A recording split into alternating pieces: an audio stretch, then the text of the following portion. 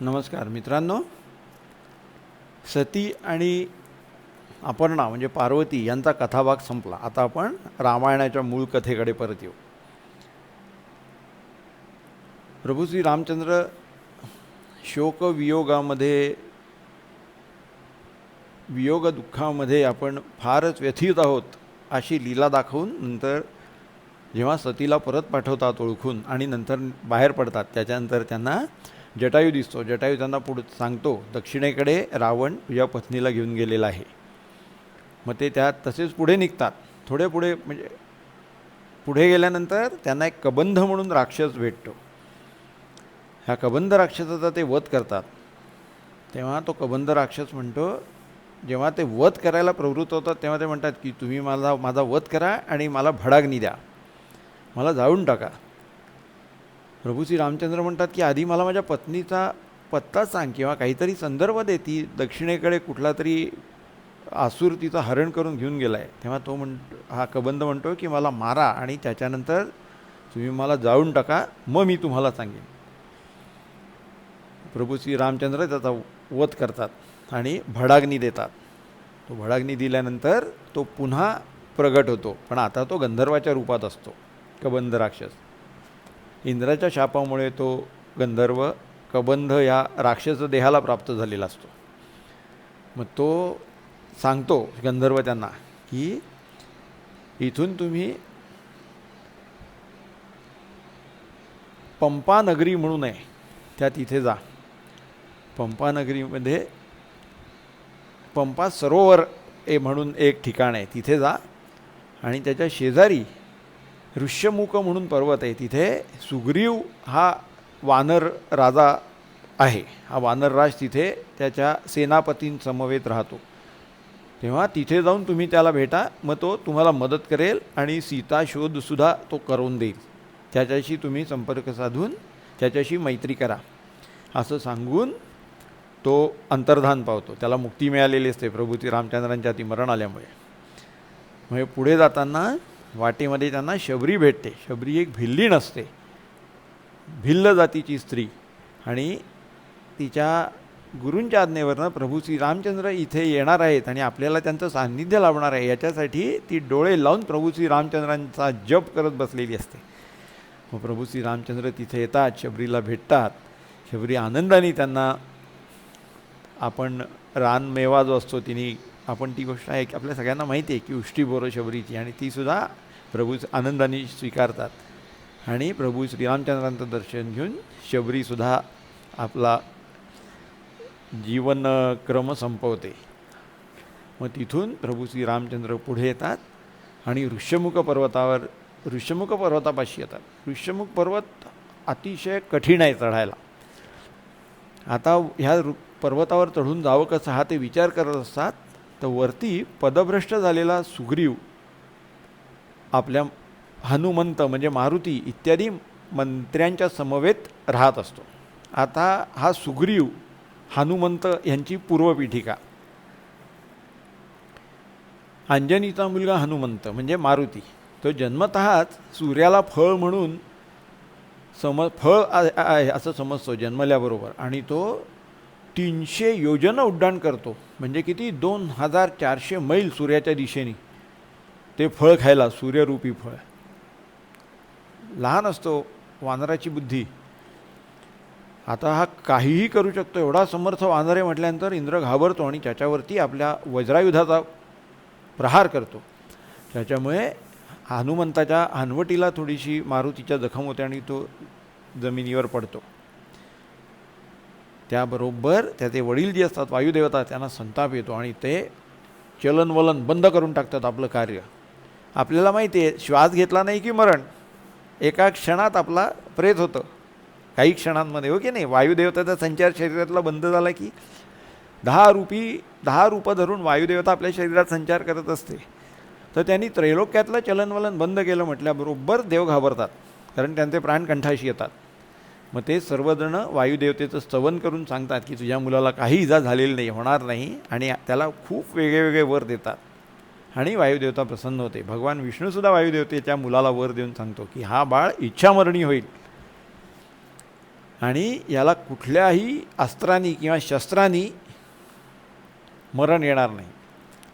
ब्रह्मदेव पण सांगतात कुठलाही अस्त्रशस्त्र याच्यावर काही परिणाम करू शकणार नाही. हा ह्याच्या अंगात अथांग सामर्थ्य असेल, खूप त्याला वर मिळतात. आणि हनुमान उठून बसतो. त्याच्या हनुवटीला लागलेलं असतं म्हणून त्याचं नाव हनुमान पडतं, मारुतीचं.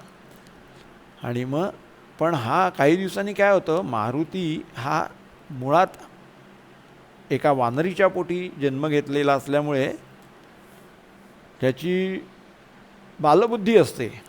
हे ऋषीमुनी तपश्चर्या करताना दिसले की हनुमान तिथे आणि प्रत्यक्ष वायूचा पुत्र, आणि एवढं प्रचंड सामर्थ्य मिळालेलं असतं त्याला देवदेवतांच्याकडनं, विष्णूकडनं.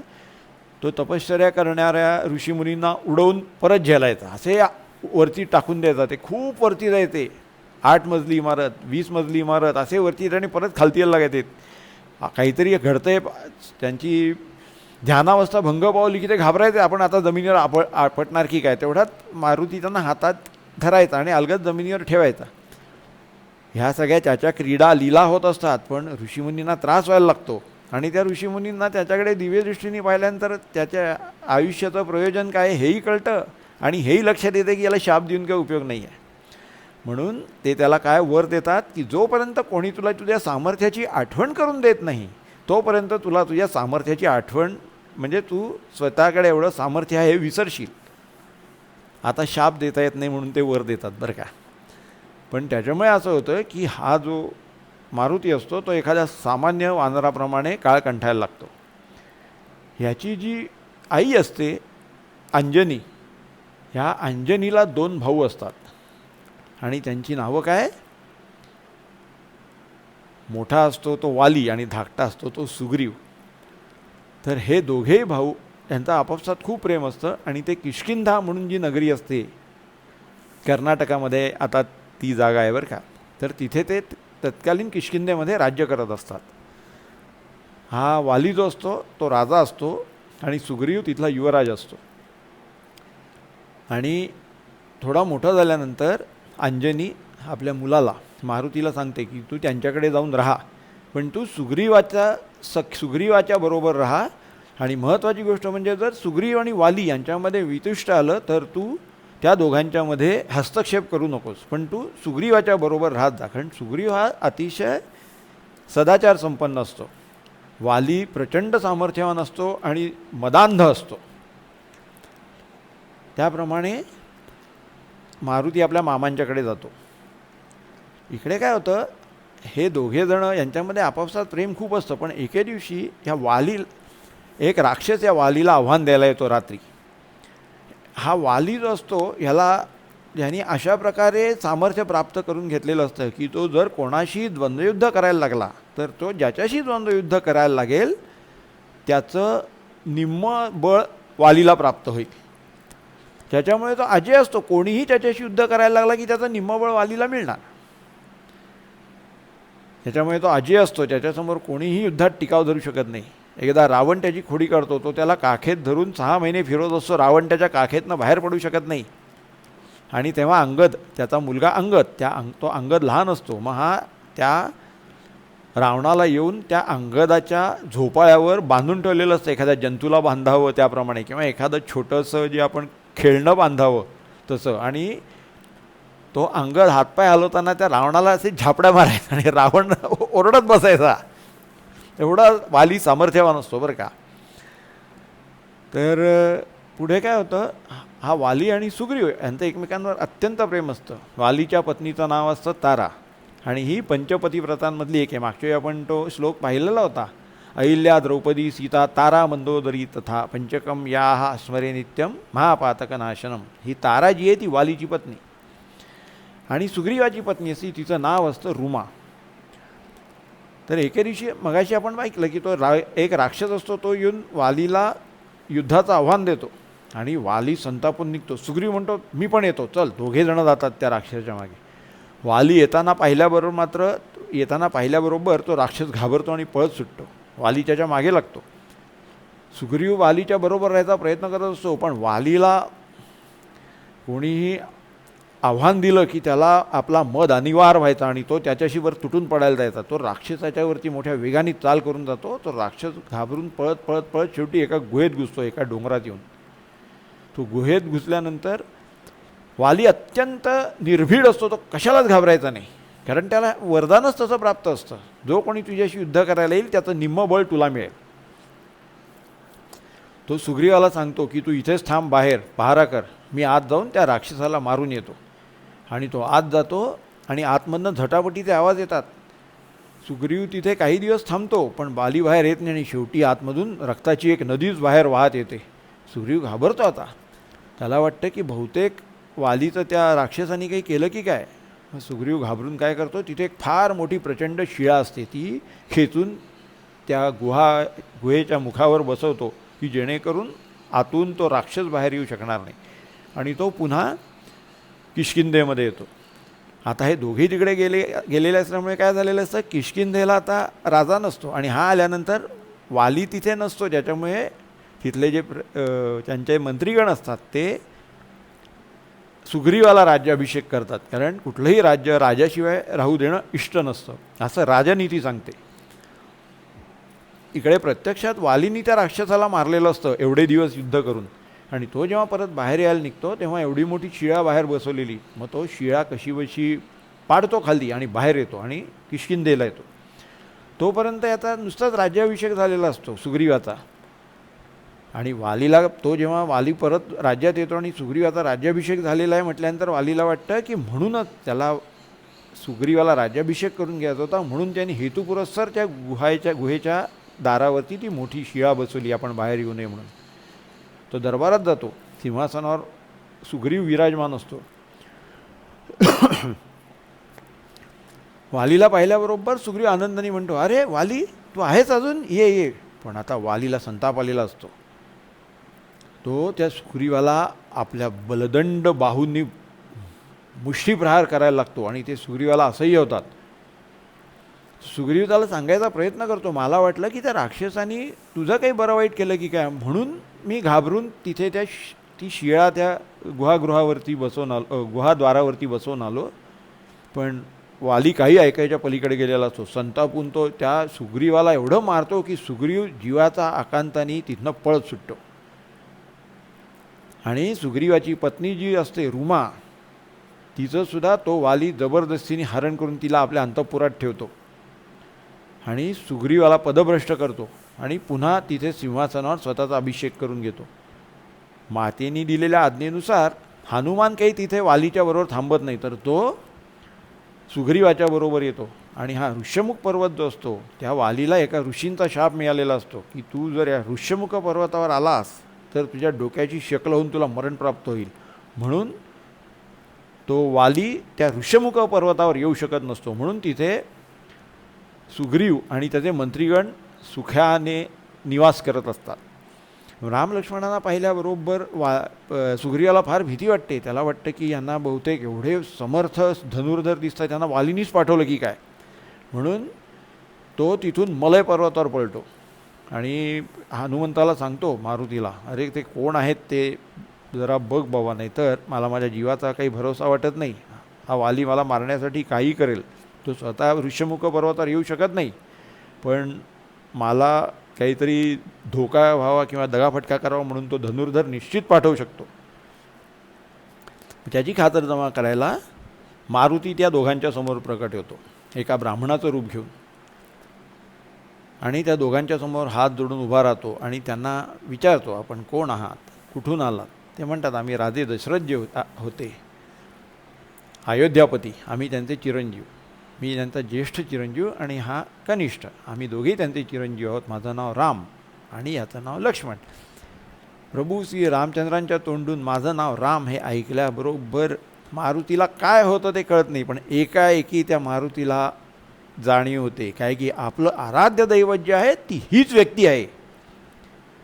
आणि तो तिथेच प्रभू श्रीरामचंद्रांचे पाय धरतो आणि त्यांना हात जोडून सन्मानपूर्वक त्यांना, तोपर्यंत तपश्चर्या करून हनुमंतांनी अष्टसिद्धी प्राप्त करून घेतलेल्या असतात बरं का. आता अष्टसिद्धी कुठल्या, आणिमा, गरिमा, महिमा, लघिमा, प्राप्ती, प्राकाम्या, इशिता आणि वशिता, या अष्टसिद्धी. आता याच्यामुळे काय काय प्राप्त होतं हे आपण जरा शोधायचे कष्ट घ्यायचे बरं का. हां, तर इकडे मग हनुमान काय करतो, आपल्या गरिमा सिद्धीच्या साह्याने आपलं शरीर फार मोठं बनवतो. कारण हा जो ऋषमुख पर्वत असतो तो सहजासहजी चढून येणं माणसाला खूप कठीण असतं. मग तो आपल्या हातांवरती रामचंद्रांना आणि प्रभू श्री रामचंद्र आणि लक्ष्मणांना घेतो आणि तिथनं उड्डाण करून ऋषमुख पर्वतावर नेऊन त्यांना उतरवतो. मग वाली येतो, मग त्या दोघांचीही हनुमंत गाठभेट घालून देतो आणि सगळा पूर्ववृत्तांत जो झालेला असतो वाली आणि सुग्रीव यांचा, हा प्रभू श्री रामचंद्र आणि लक्ष्मण यांना निवेदन करतो. आणि मग सुग्रीव त्यांना हात जोडून सांगतो प्रभू श्री रामचंद्रांना, मी तुमच्यासारखाच आहे, माझ्याही पत्नीचं हरण करण्यात आलेलं आहे, तेव्हा आपण कृपा करून मला मदत करा, या वालीपासून मला मुक्ती द्या आणि मला किष्किंधाधिपती करा. मग मी सर्व वानरांना बोलून तुम्हाला मदत करीन, तुमची पत्नी शोधायच्या कामी आपण मदत करू. आणि त्यांनी माझ्या पत्नीचंही जबरदस्तीने हरण केलेलं आहे हे ऐकल्यानंतर प्रभू श्री रामचंद्रांना राग येतो. ते त्याला वचन देतात, मी तुला मदत करीन. पण तरीसुद्धा ह्या सुग्रीवाला शांती नसते, कारण वालीचं प्रचंड सामर्थ्य, त्याची शक्ती तो जाणत असतो. प्रभू श्री रामचंद्र त्याला म्हणतात की तू वालीला आव्हान दे.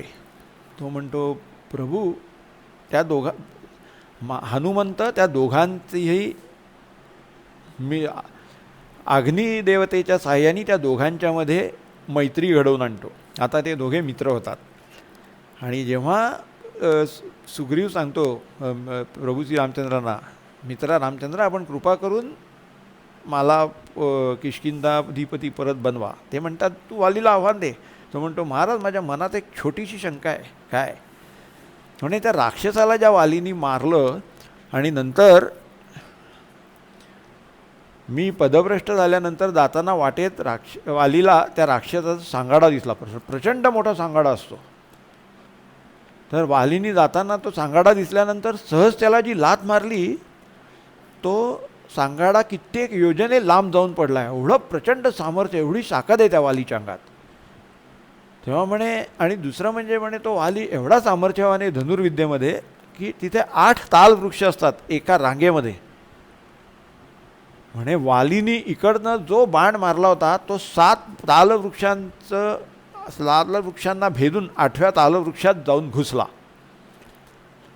म्हणे आपण कृपा करून फक्त या 2 बाबतीत आपलं सामर्थ्य माझ्या अनुभवाला आणून द्या, म्हणजे मी त्याला आव्हान द्यायला जाईन, नाही तर मला जाववणार नाही, मला भीती वाटते वालीची. त्याचा एक एक प्रहार हाताचा मी सहन नाही करू शकणार, मी मरीन. आपण कृपा करून मला आपल्या सामर्थ्याची एक झलक दाखवावी. प्रभू श्रीरामचंद्रांना हसायला येतं. जिथे त्या राक्षसाचा सांगाडा पडलेला असतो तिथे प्रभू श्रीरामचंद्र येतात. हा त्यांना घेऊन येतो इथपर्यंत, म्हणे हाच तो सांगाडा. प्रभू श्रीरामचंद्र आपला फक्त पाय लावून असा थोडासा वरती तो सांगाडा उडवतात, म्हटल्यानंतर तो आकाशात जाऊन कुठच्या कुठे फेकला जातो. वालीनी फेकलेला जवळच पडलेला असतो, काही योजना जाऊन हा अवकाशात जातो. आता तो म्हणतो ते 8 तालवृक्ष. प्रभू श्रीरामचंद्र हसतात. तालवृक्षांपाशी येतात, बाण काढतात, प्रत्यंचा आकर्ण ओढतात आणि तो बाण सोडतात. तो बाण जातो तो 8ही तालवृक्षांना भेदून पलीकडे जाऊन परत प्रभू श्री रामचंद्रांच्या भात्यात येऊन पडतो. आणि सुग्रीवाला कळतं वालीचा वध करायला हा योद्धा धनुर्धर अगदी समर्थ आहे, आपल्याला काळजीचं कारण नाही. आणि प्रभू श्री रामचंद्रांच्या आज्ञेनुसार सुग्रीव जातो आणि वालीला द्वंद्वयुद्धाचं आव्हान देतो. रात्री जाऊन आव्हान देतो आणि वाली तिकडून निघणार असतो. तेवढ्यात त्याला त्याची पत्नी अडवते, तारा, वालीला जाऊ नका महाराज. का? कारण तिच्याकडे तिच्या गुप्तचरांनी सांगितलेलं असतं की अशी अशी व्यक्ती आलेली आहे. म्हणे त्यांच्याबरोबर 2 धनुर्धर आहेत आणि ते अयोध्येचे जे राजे दशरथ होते त्यांचे चिरंजीव आहेत आणि ते फार मोठे धनुर्धर आहेत असं मी ऐकले. त्यांच्या अंगात फार सामर्थ्य आहे, आपण त्यांच्याशी युद्ध करायला जाऊ नका. पण तरीही वाली त्यांच्याशी युद्ध करायला निघतो सुग्रीवाशी. आणि पुढचा कथाभाग काय हा आपण पुढच्या भागामध्ये पाहू. ठीक आहे, तोपर्यंत आपण मला आशीर्वाद द्या. रामकृष्ण हरी.